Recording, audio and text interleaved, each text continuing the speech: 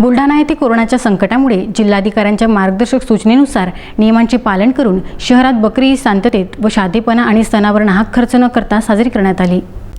कोरोनाचे सर्वच सण उत्सवावर सावट पसरले आहे। कोरोनामुळे बुलढाणा जिल्ह्यात 1200च्या वर पॉझिटिव्ह रुग्णांचा आकडा गेला आहे।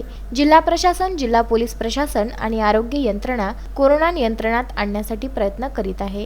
1 ऑगस्ट रोजी बुलढाणा येथील ईदगाह परिसरात सर्वत्र शुकशुकाट दिसून आला। प्रत्येक वर्षी ईदगाह परिसरात हजारो समाज बांधवांची गर्दी दिसून येत असते। यावर्षी मात्र शासनाच्या आदेशाचे पालन करीत बकरी ईद हा सण शांततेत व साध्या पद्धतीने घरीच साजरा करण्यात आला।